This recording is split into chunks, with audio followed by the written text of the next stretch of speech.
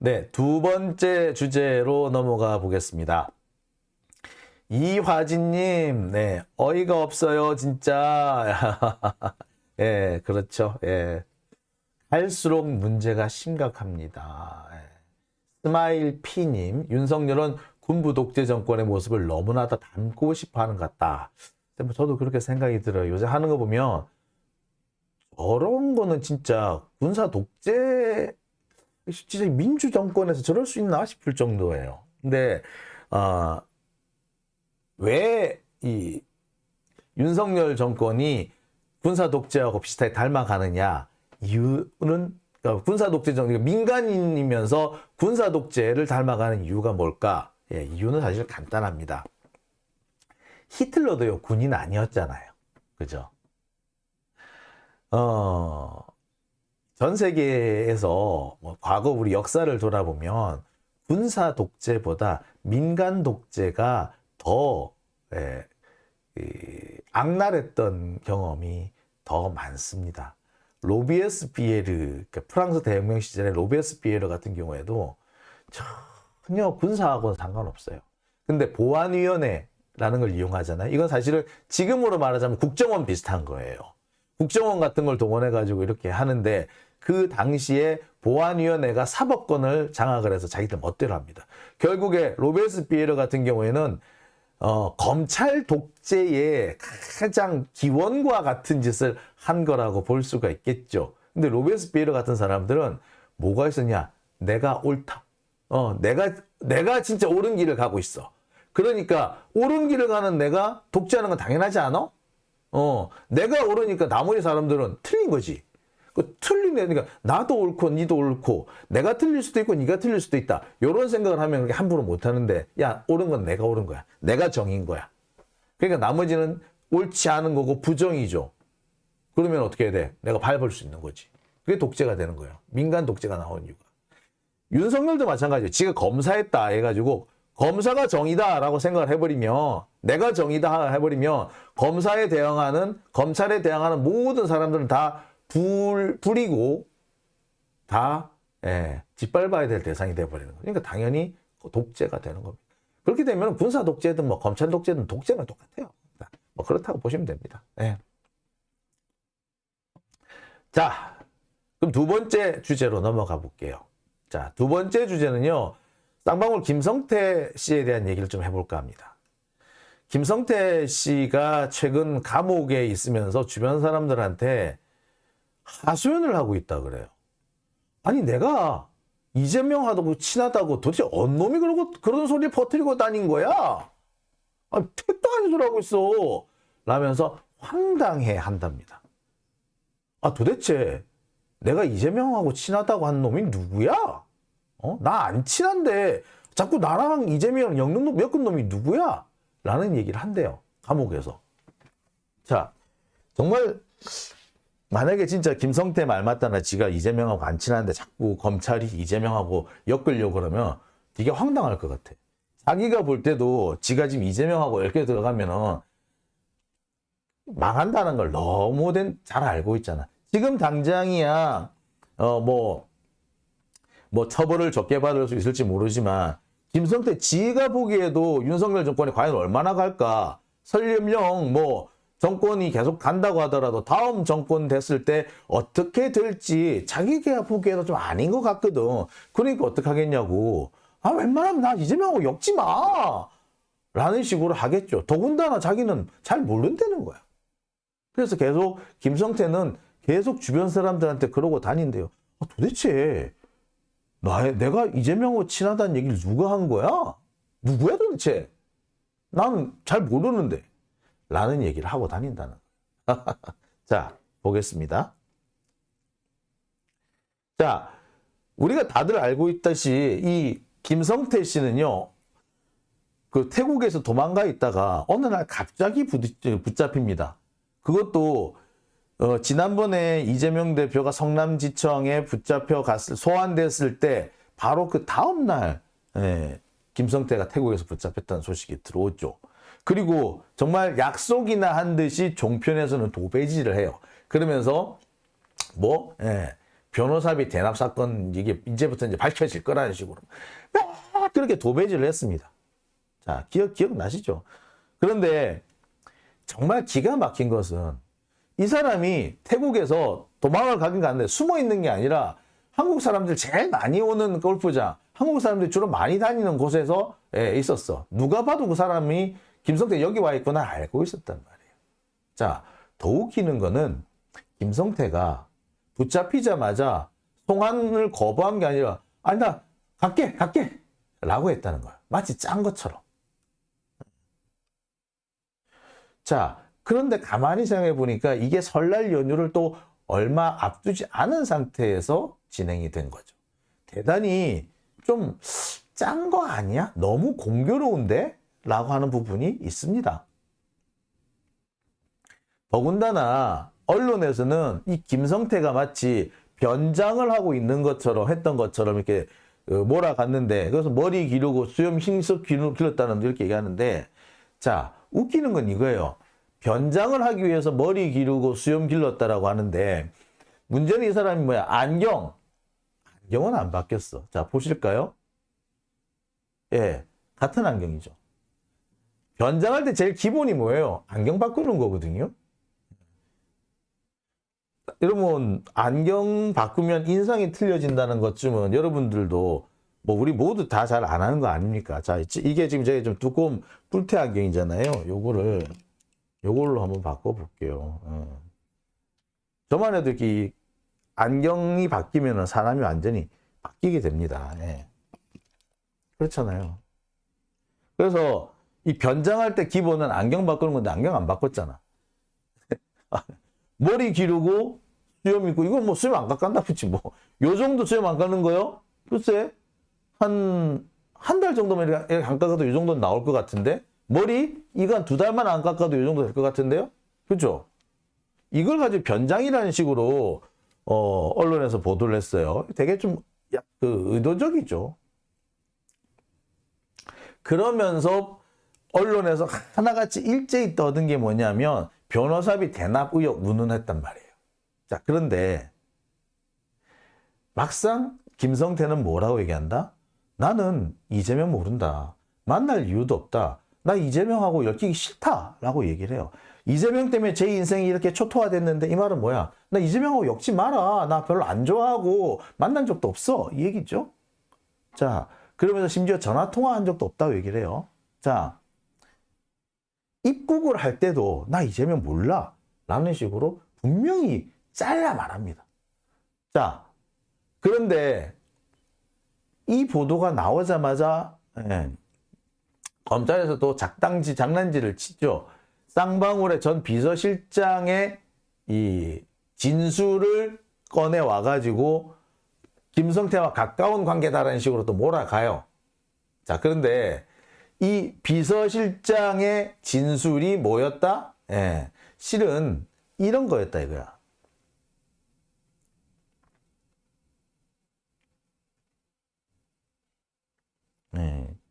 사실 제가 볼 때는 그래. 이 비서실장의 증언, 비서실장이 김성태와 이재명에 가깝다라는 이런 그 발언이라는 것은 그 내용을 가만히 살펴보면은 이거는 전형적으로 검사들 혹은 좀 못된 변호사들이 장난질을 칠 때 많이 쓰는 수법이다.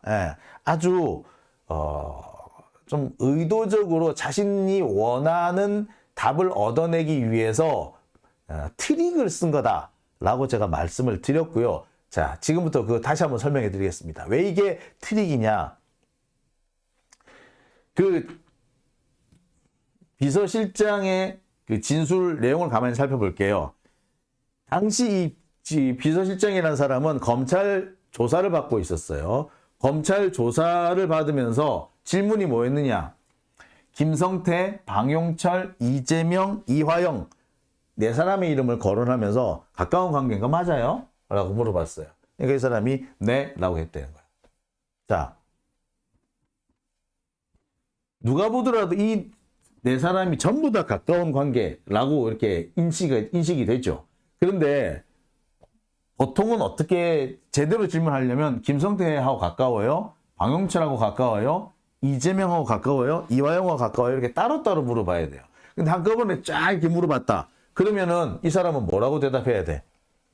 만약에 이 중에 한 명 정도는 별로 안 친한데, 나머지는 친하지만 그 사람은 별로 안 친한데, 아니면 내가 잘 모르는데, 이러면 어떻게 해야 돼?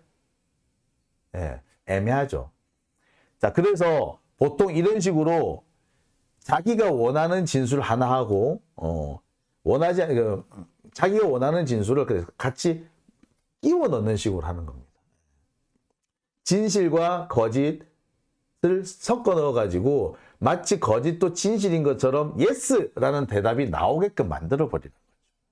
제가 이 상황을 설명하기 위해서 제가 불교 방송 시절에 재판을 받았던 얘기를 증인으로 재판에 출석했던 얘기를 한 적이 있습니다. 갑자기 상대방 변호사가 저한테 질문하면서 불교 방송에 제1노조가 있고 제2노조가 있는데 증인은 제1노조의 위원장이고 제1노조는 그 고용노조로서 비판을 받고 있고 제1 비판을 한 게가 제2노조고 제2노조는 몇 월 며칠 날 만들어졌고 어떤 내용을 비판하면서 발족을 했으며 그렇게 됐기 때문에 증인의 주장은 제1노조의 시각에서 나오는 거지요? 라는 식으로 묻더라고. 도대체 이게 무슨 얘기야? 증인은 제1노조 위원장이었습니까? 제1노조는 비판을 많이 받고 있죠. 제2노조가 있는데 제2노조는 어떠한 일을 계기 삼아서 제1노조를 비판했죠. 이런 식으로 따로따로 물었어야 되는 거예요. 근데 그거를 하나로 다 묶어가지고 맞습니까? 라고 물어보면은 내가 네 라고 해야 돼요. 노 아니요 라고 대답해야 돼요. 예, 보통 사람은 이런 경우에 그냥 머뭇거리다가 네 라고 대답을 해요. 마찬가지입니다. 요 같은 경우에도 이 네 사람이 다 친한지 한두 사람은 친하지 않은지 또는 한두 사람은 잘 모르는 사람인지 이런 게 섞여 있을 경우에 대부분의 사람들은 네 이렇게 대답을 해요. 그냥 친하죠 뭐. 별로 중요한 거 아니니까.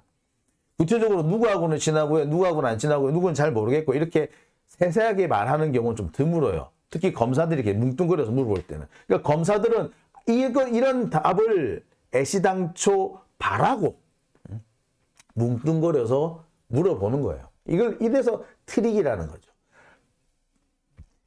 법정에서 그 증인한테 어떤 질문을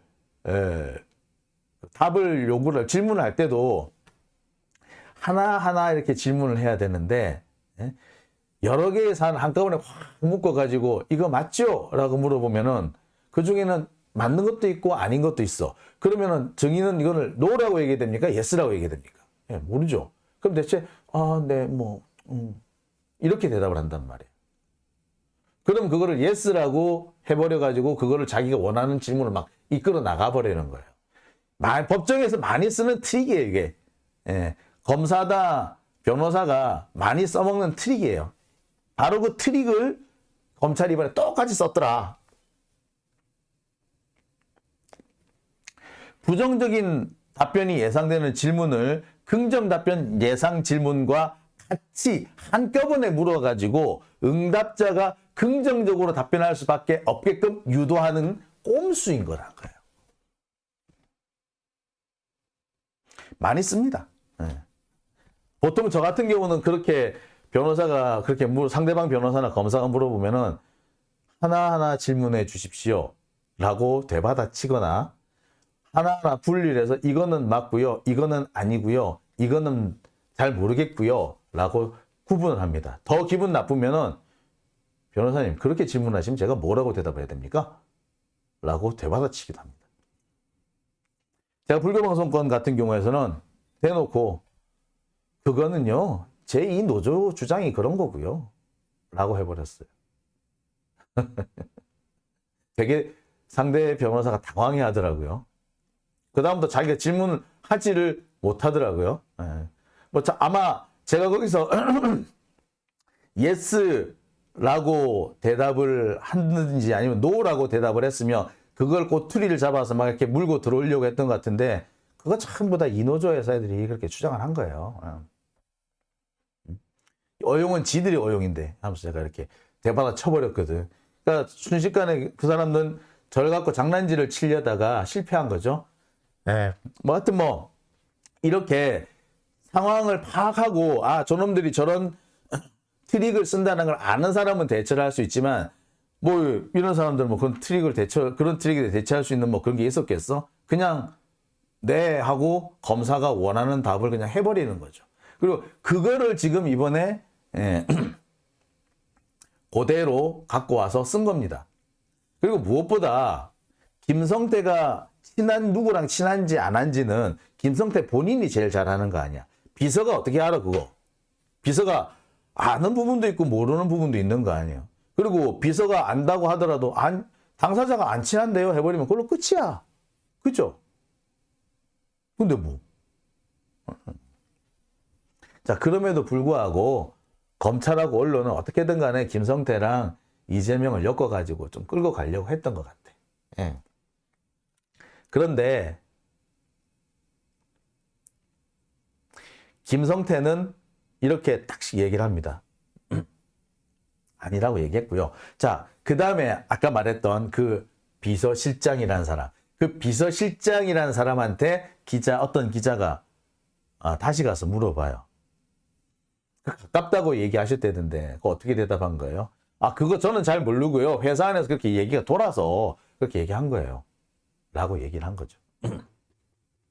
즉 검찰에서 언론 플레이를 하려고 끌고 나왔던 그 비서실장 모 씨의 그 진술은 아무런 증거 능력이 없던 거예요.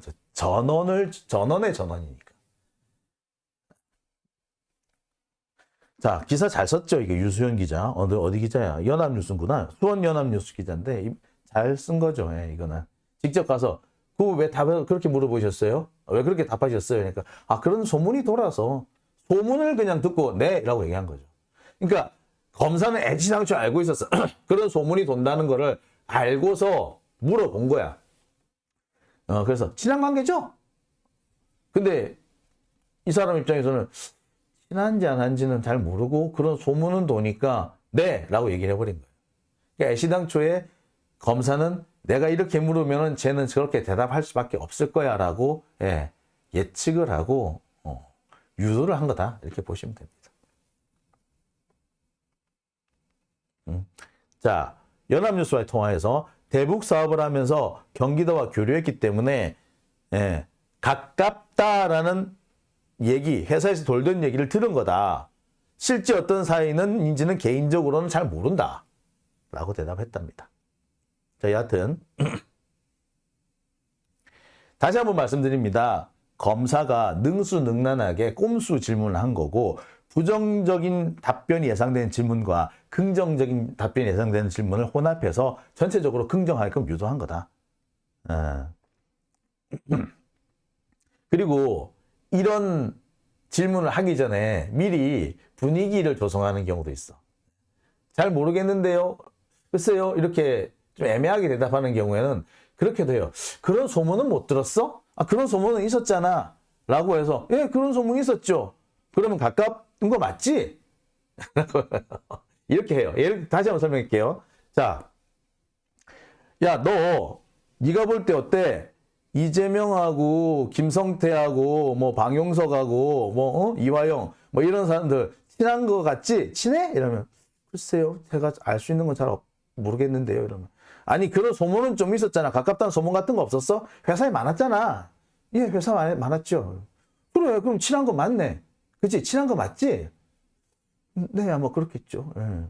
자, 그러면 친한 거 맞아요? 네. 예, 요렇게 답을 유도를 해요. 제가 볼 때는 이 A씨의 그 답변은 전형적으로 요런 데에 말려든 게 아닌가 싶어요. 여하튼 결국에 어떻게 결론이 났느냐. 변호사비 대납은 이 김성태의 영장 청구서에서 제외돼 버렸다. 그렇게 마치 당장 확인될 수 있을 것처럼 당장 영장에 바로 이유가 될 것처럼 그렇게 떠들었던 변호사비 대납은 애시당초에 포함되지조차 않았더라. 뭐 앞으로 또 뭐 검찰이 뭐 뭔 짓을 할지 모르긴 모릅니다만 지금 당장으로는 뭐다? 포함조차 되지 않았다. 얼마나 수사가 안 됐고 내용이 부실하면 영장 청구서에 제외가 됐겠어요. 근데 포함될 수가 솔직히 없었어요. 제가 이제 쌍방울의 변호사비 대납 의혹 이거 자체는 이미 재작년에 지어낸 얘기입니다라는 진술서가 나왔다고 제가 말씀을 드렸을 겁니다. 이처럼 여기 보시죠. 이태용 변호사님이 이재명 지사님으로 받던 선임료가 20억 원이 넘는다는 말은 저와 이병철이 지어낸 말입니다. 라고 한 거죠. 이게 제가 전에도 설명했습니다만 여기 나오는 이 사람이 이제 이 변호사비 대납 사건을 이렇게 검찰에 고발한 사람인데 깨시연인가 하는데 거기 이민군가 하는 사람이죠. 하여튼 이 사람들이 사전 각본에 자신들이 원하는 어떤 일정한 답을 가지고 각본에 따라 가지고 이태용 변호사한테 접근을 합니다. 그래가지고 여러 가지 질문을 해가지고 원하는 답변을 얻어내요. 그래서 수임료가 20억이 넘는다는 식으로 자꾸 물어봅니다. 그렇게 해서 자신들이 원하는 답을 유도를 해요. 계속. 유도신문을 하는 거죠. 한번 유도신문. 뭐 예를 들면 이런 거예요. 제가 이게 최모 씨한테서 소개를 받았거든요. 변호사님은. 근데 최 씨 얘기가 그렇더라고요. 이재명 지사님한테 20억 넘게 받으셨다 하더라고요. 제가 여기 훌륭한 변호사님한테 선임을 하게 돼가지고 저는 상당히 든든한데 저는 그렇게 많이 못 드려요. 어떡하죠? 죄송합니다. 라고 얘기를 해. 그러면은 여기 이태용 변호사가 그렇죠. 이렇게 대답을 해요. 많이 못 줘서 죄송해요. 라는 거를 그 얘기에 난 답을 그렇죠. 라고 대답을 했는데 마치 이거를 20억 넘게 받았다의 긍정인 것처럼 이렇게 조작을 한 겁니다. 그러니까 이 사람들은 이 이모 씨라는 사람하고 이 최모 씨라는 사람은 계속해서 20억 넘게 받으셨다면서요. 20억 넘게 받으셨다면서 얘기를 몇 번을 반복을 해요. 근데 이태용 변호사가 예. 이런 식으로 대답을 하거든요. 근데 이거를 전부 다 긍정이라고 가지고 와버려요. 심지어 중간에는 이태용 변호사가 근데 뭐라고요? 20억 넘는다고요? 라고 되묻는 부분도 나와요. 근데 그 부분은 싹 빼버리죠. 그래서 사실상 이거는 조작된 내용이었는 건데 이 조작된 내용을 검찰이 또 받아가지고 그대로 또 써먹었던 겁니다. 아시겠습니다만 이 정도를 가지고 기소를 못해요.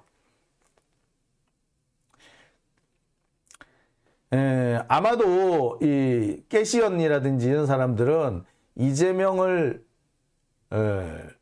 음해하기 위해서 일정한 상상을 발휘를 했고 그 상상을 현실로 만들기 위해서 공작을 저지른 거다 보면 됩니다. 뭐 자세히 설명은 제가 추가로 또 드릴 필요는 없겠지만 원래 이태용 변호사가 이재명 지사를 변호했었고요. 쌍방울을 변호한 사람이 이남석 변호사인데 이 두 사람이 같은 로펌이죠. 그래서 이 깨시연 애들 이 사람들 그러니까 똥파리들은 이남석이 받은 돈도 이재명 돈이 아닐까라는 식으로 상상을 한 거고요. 그 상상을 현실로 만들기 위해서 녹취록을 조작한 겁니다. 자, 그런데 이거를 또다시 검찰이 받아가지고 기소를 하겠다라고 설쳤으니 이게 얼마나 웃기는 겁니까? 참 말도 안 되는 이게 다른 나라 같았으면은 이게 무고죄를 벌써 다른 나라가 아니라 우리나라 사법제도도 정상적으로 돌아갔다면 이거 무고죄가 돼야 정상이에요. 진짜로. 자, 답답하죠? 예.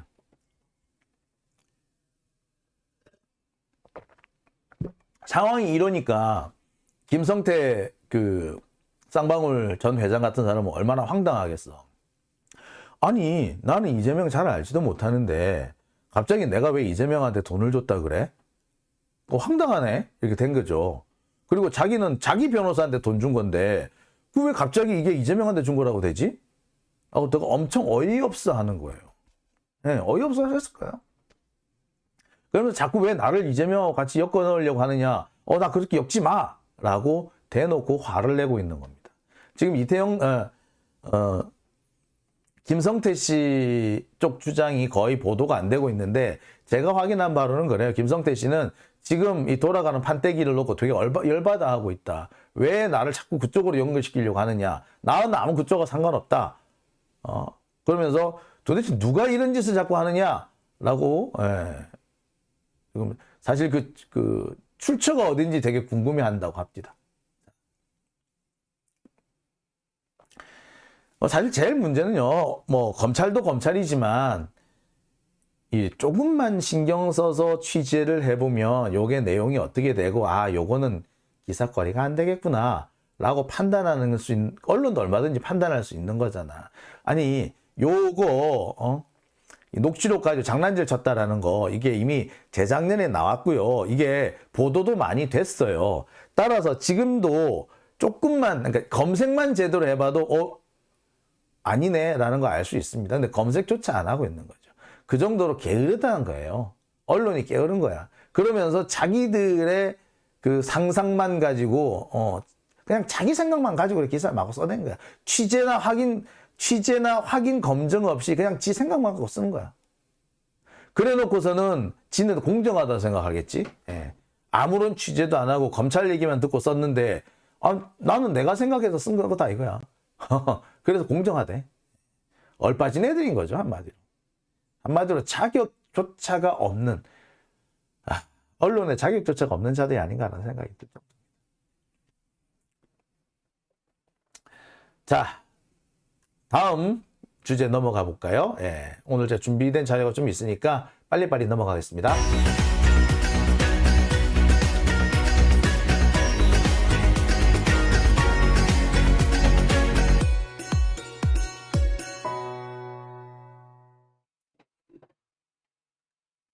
네, 세 번째 주제는요.